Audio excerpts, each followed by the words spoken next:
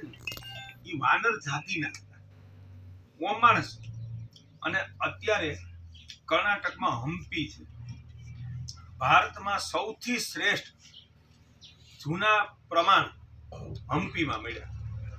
કેવા સરસ રાજમહેલ છે ઈ સુગ્રીવ રાજાના, એની જાડી જાડી દિવાલો, અને બધું જ મળ્યું.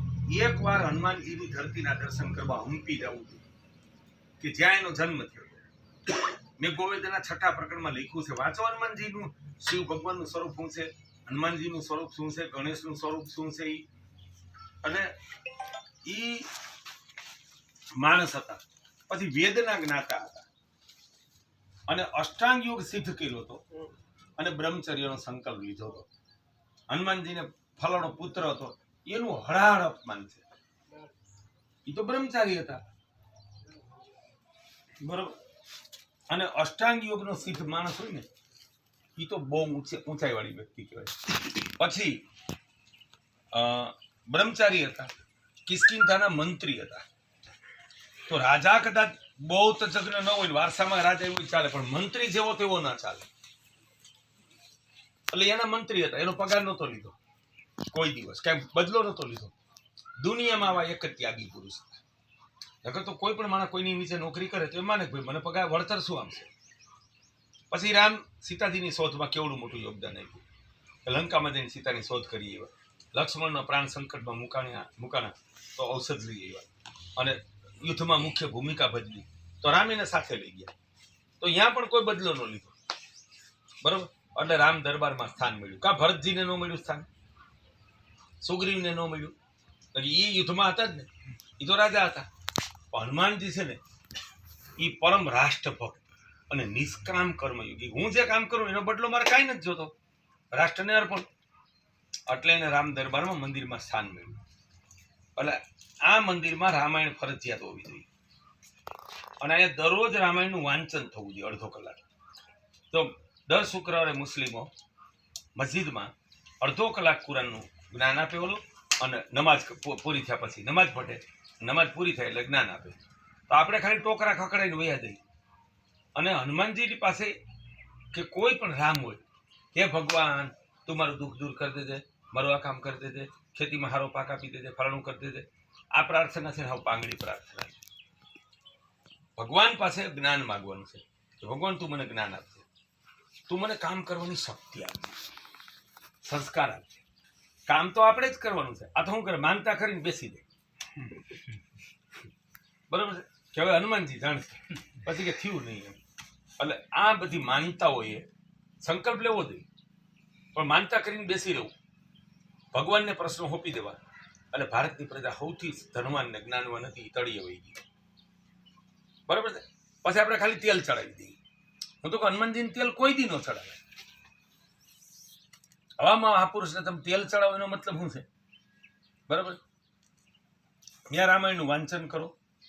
એક રામાયણનો ગ્રંથ છે, બરાબર છે, એમ ભેખડી આપ્યો છે, ઓલી બોલતી ગ્રંથ, બરાબર છે. એનું તમે આખું પઠન કરો કે રોજ રાત્રે એ આવી ગયા ગ્રંથો, 1 કલાક હનુમાન ચરિત્ર વિશે છે ને આખી લોકો સાંભળે, હનુમાનજીને સમજે, બરાબર. પછી કે હનુમાનજી લંકામાં ગયા તો ઓલા એમ વાંદરો સમજીને કે એને પકડીને આમાં લઈ આવ્યા, અને પછી કે એના પૂછડે ગાભા વીટીને તેલ રેડ્યું માથે, અને કે આગ લગાડી, બરાબર છે. અને પછી હનુમાનજીએ ઠેકડા માર્યા બધાના ઘર માથે, લંકા હળગાવી દીધી. આવો વિદ્વાન માણસ, વેદનો જ્ઞાતા, એ કોઈના મકાન હળગાવે? આપણે હનુમાનજીનું કેટલું અપમાન કરીએ છીએ. તો એને લંકા તો હળગાવી જ હતી, પણ કેવી રીતે હળગાવી? તો એને ઘરે ઘરે ગયા અને લોકોને સાચું જ્ઞાન આપ્યું કે ભગવાન રામ તો અવતારી યુગ પુરુષ છે, એના પત્ની સીતાજી છે એ સતી છે, રાવણે એનું હરણ કરી અને પાપ કર્યું છે, અને તમે એને સમજાવો, તમે એને સાથ ના આપો, અને એને કહો કે સીતાજીને પાછા હોપી દે. અને આખી પ્રજા રાવણની વિરુદ્ધમાં થઈ ગઈ, અને સામાન્ય લોકો લડવા આવ્યા જ નહીં. એટલે આપણા ઘરમાં સંપથી રહેતા હોય, અને કોઈ આપણને કોઈ પાડોશી, કોઈ કુટુંબની વ્યક્તિ, બરાબર, ગામની વ્યક્તિ, એ આપણા ઘરમાં એક બાઈને ઉશ્કેરે, કાંઈક ભાઈને ઉશ્કેરે કે તને જ અન્યાય થાય છે, આ તારા ભાઈ તો કાંઈ નથી કરે, તું એકલો ખેતી કરે, અને એ તો મોટરસાઇકલ લઈને ફરે છે, આના કરતાં જુદો થઈ જાય કે કમાશો તું એક ને આ બેઠા બેઠા બીજા 2 કે 3 ખાય છે, કબાઈને ઉશ્કેરે, બરાબર, એટલે ઘરમાં વાંધો પડે. એટલે આપણે શું કહીએ કે સાલા તે તો અમારા ઘરમાં આગ લગાડી, તો ક્યાં એને હળગાવી દીધું ઘર? પણ છતાં આપણે કહીએ છીએ તો હનુમાનજીએ લંકામાં આગ લગાડી હતી, પણ વિચારોની આગ લગાડી હતી, હળગાવી નહોતી. એટલે આપણે મહાપાપ કરીએ છીએ અને મહાપુરુષનું અપમાન કરીએ છીએ. એટલે અહીંયા આપણે હનુમાનજી મંદિર બનાવીએ તો હનુમાનજીનું સાચા ચરિત્રનું અહીં પ્રસ્થાપના થવી જોઈએ. પૂછડા વગરના જે હનુમાનજી બેસાડો, મૂર્તિમાં પૂછડું હોય તો કાઢી નાખો, એ હળાહળ અપમાન છે. અને હવે એનો દી આથમી ગયો. હું આ કથામાં રોજ કહું છું, કાંઈ એક જણો ઊભો થઈને વિરોધ કરી શકે કે ના ખોટી વાત છે, હનુમાનજી વાંદરો હતા. અને આવીને મારી સામે આખું ભારતના આખા દેશના સાધુ, બરાબર, અને સાચું ચરિત્ર એની આમ ગાલ ફૂલાવેલા છે, એ યોગ મુદ્રા છે. પછી આ હોઠ વાંદરા જેવા નથી કરવાના, હોઠ માણસ જેવા જ રખાય, પણ આમ ભરાવદાર ફૂલ છે ને એ ખેચરી મુદ્રા છે, બરાબર છે. યોગમાં જુદી જુદી મુદ્રાઓ છે, એ ખેચરી મુદ્રામાં એ રીતે બેઠા છે, ગાલ ફૂલાવી, ખંભે આમ ગદા હોય, એનું શસ્ત્ર છે, એ બધું બરાબર છે. એટલે એક હનુમાનજી વિશેની દયાનંદ સરસ્વતીની બુક પણ હું તમને આપીશ. આપણે 500,000 બુક લાવશું અને ગામડે ગામડે બધાને આપશું, અને લોકોને સાચા ચરિત્રની ખબર પડે. એટલે આ બહુ મહત્વનું છે. દયાનંદ સરસ્વતી એનું દર્શન આપ્યું જ હતું કે આ છે. અને હું લાખો વર્ષ પહેલા રામાયણ લખાણી, પણ પછી લોકો અર્થઘટન ખોટું કરે, બરાબર. પછી ઓલા લખનારનો શું દોષ? એ તો વાનર કુળના હતા. એટલે મારું લખે કિસાન પુત્ર મનસુખભાઈ ભેખડીયા આવ્યા ને એટલા ચેક ડેમ કર્યા, તો ઓલા ખોટું નથી લખ્યું.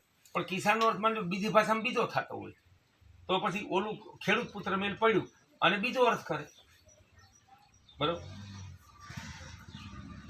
એટલે એવું થયું હનુમાનજી. એટલે આ રામાયણ અને હનુમાન ચરિત્ર ગ્રંથ એનું વાંચન નિયમિત થવું જોઈએ. જ્ઞાન વિના ધર્મ બેઠો નહીં થાય. ધર્મ છે ને ખાલી પૂજામાં અટવાઈ ગયું કે આવ્યા, તેલ ચડાવ્યું, દીવો કર્યો, પગે લાગી અને ભાગ્યા, અને યજ્ઞ થવો જોઈએ દરરોજ. વૈદિક સંસ્કૃતિમાં યજ્ઞ જેવી કોઈ પૂજા જ નથી. પછી અગરબત્તી કોઈ દી ન કરાય. અગરબત્તી કેમિકલની છે, તમે રોગી થાવ અને વાતાવરણ ખરાબ કરો છો. હંમેશા દેશી ગાયના ઘીનો દીવો જ કરવાનો, બરાબર. આરતીમાં ગાયનું ઘી વાપરવાનું. અહીં ક્યારેય જમણવાર કરો તો કાં તમારે ગાયનું ઘી વાપરવાનું. અને આપણે એમ થાય કે એની વ્યવસ્થા નથી થઈ તો તલના તેલની મીઠાઈ બનાવાય. એમાં જો કાળા તલનું બનાવો, ભેંસના ઘી કરતાં ફાયદો કરે. ભેંસનું ઘી તો નુકસાન કરે, હરખાવાય ઘી. અને કાળા તલનું તેલ, સફેદ તલનું બહુ ગુણકારી છે, પણ કાળા તલનું તેલ ખાઓ અને ગાયનું ઘી ખાઓ, હરખો ફાયદો છે. અને આ ઘરમાં પરિવર્તન કરો. ગામમાં કોઈ પણ પ્રસંગ હોય તો અમે તલના તેલની જ મીઠાઈ બનાવશું. સ્વાદિષ્ટ એટલી થાય અને ગુણકારી થાય ખરેખરની. અને ગોળની જ મીઠાઈ બનાવવાની, ખાંડની કોઈ દી ન બનાવાય. સફેદ ખાંડ તો ઝેર છે. આ ધર્મની સ્થાપના છે કે આ બધાનું તમે પૂરેપૂરો અમલ કરો. જીજીભાઈ, અહીંથી અમે આ બધા વિડીયો ફોટો લઈ લીધો, અહીંથી